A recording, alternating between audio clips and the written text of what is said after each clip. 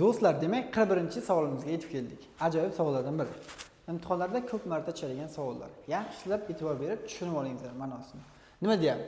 A, B, S 3 burchakda deyapti. A B 7 ga teng ekan. B S 10, A S 15 ga teng deyapti. Ya'ni mana A B 7, B S 10, A S 15 deyapti. Xo'p, 3 burchakka ikkita aylana ichki chizilibdi-mi? Chizilibdi ikkita aylana. Hop, keyin A, S, B, S va R radiusli aylanaga o'rnatilibdi. Hozir mana aylanaga o'rnatilibdi. Kichkina katta R mana bu uchburchak uchun mana bu aylananing radiusi bo'ladi. Ichki radiusi bu kichkina aylana radiusi. Shunaqa deyapti. Endi keyin nima so'rayapti o'zi bizdan? Keyin A savolda deyapti, mana shu R topib deyapti, kichkinada esa mana kichkina R topib deyapti. Ya'ni mana bu kattaroq aylanamizga ichki chizilgan radius, keyin kichkina aylanamizga chizilgan radius. Mana shu ikkita radiusni topib berishimiz kerak bo'ladi. Berilgan ma'lumotlardan foydalanib. Nima qilamiz? Birinchi o'rinda yaxshilab e'tibor beramiz. Birinchi o'rinda mana bu radius topsak bo'ladi-ku. O'zi uchburchakka ichki chizilgan aylana radiusini topsak bo'ladi, to'g'rimi? Qanday hisoblardik? Radius formulasini yozib qo'yaylik.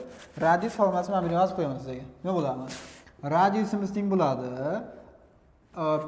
İçki chizilyapti-ku, ichki chizilgan aylananing radiusini qilib qo'ying. Ichki chizilgan aylana radiusi qanday hisoblanadi? Demak, 2ta S taqsim A plus B plus C. Tushunarli bo'ldi?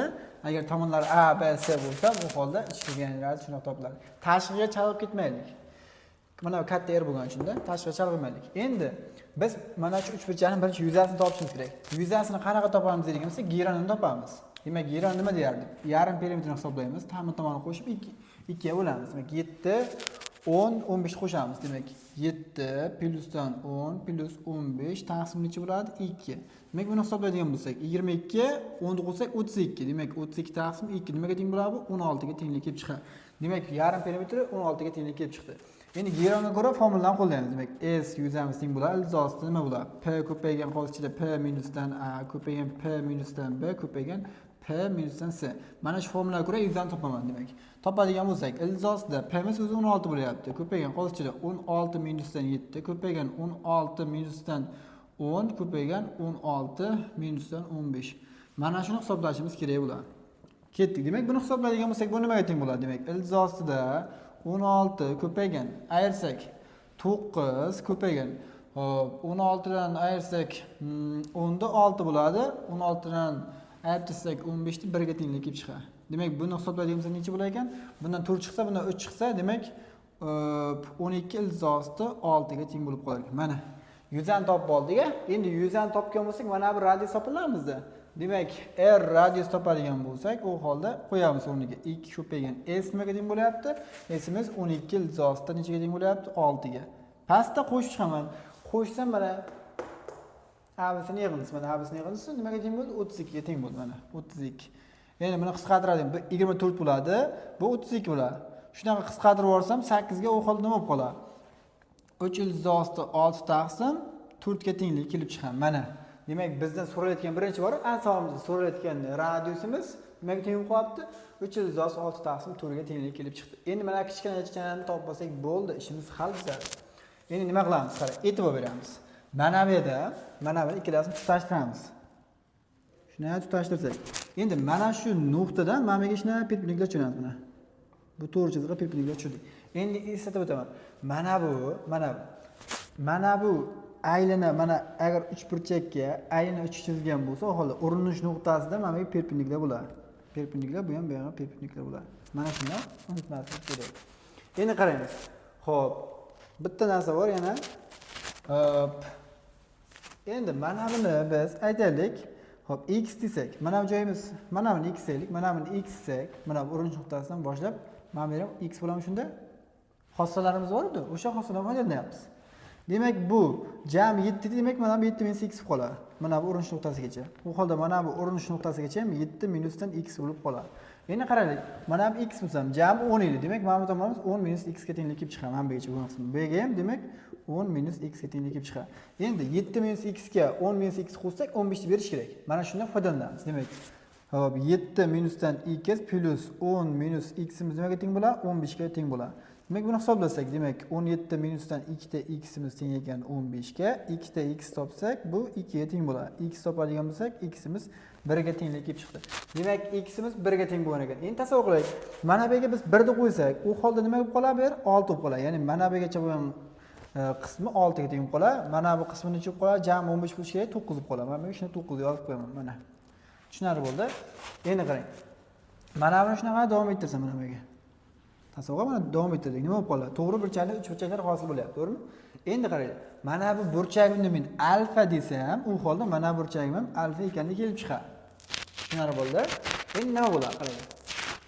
Xo'p, mana shu burchakni alfa burchak katta mana qanaqadir O nuqta deyin. S O keyin mana bu nuqtani K nuqta desam, S O K to'g'ri burchakli uch burchak uchun burchak tangizni topamiz. Bizga mana radius bor. Bu mana bu yopishgan katitni nimasi bor? 9 ga tengligi bor. O'shandan foydalanamiz. Demak, mana bunda tanginus alfani topadigan bo'lsak, nima bo'lib qoladi degan bo'lsak, mana bu r da 9 ga nisbat.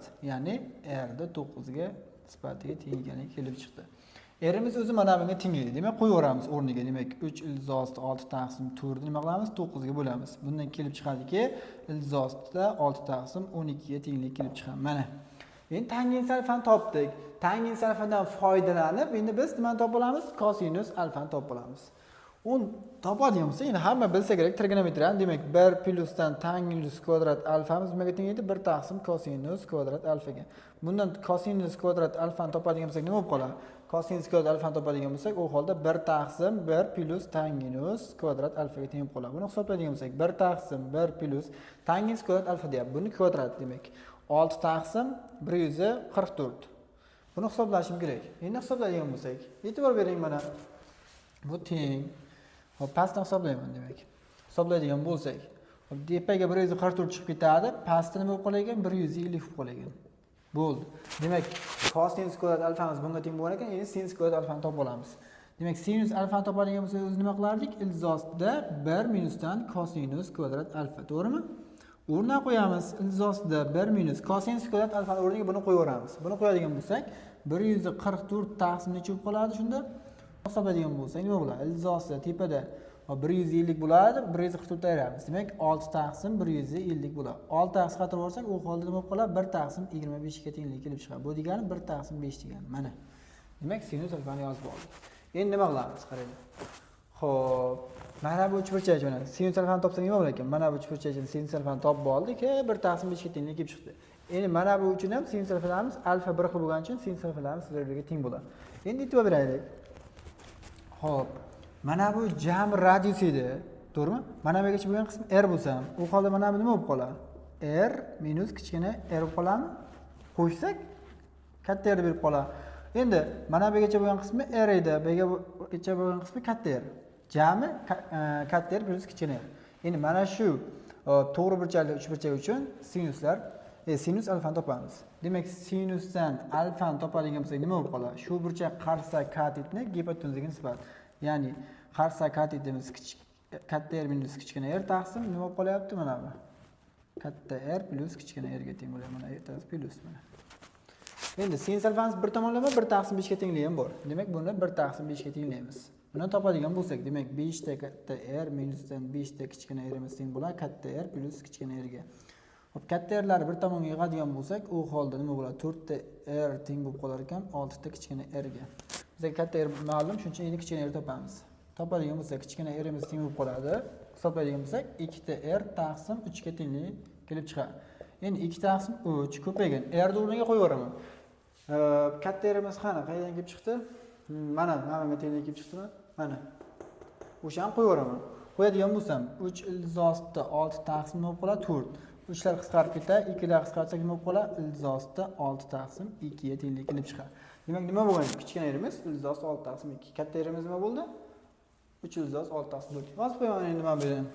Yozib qo'yadigan bo'lsam, katta yerimiz 3 ildizosida 6 taqsim 4 ga teng bo'lgan ekan, kichkina yerimizchi mana ildizosida 6 taqsim 2.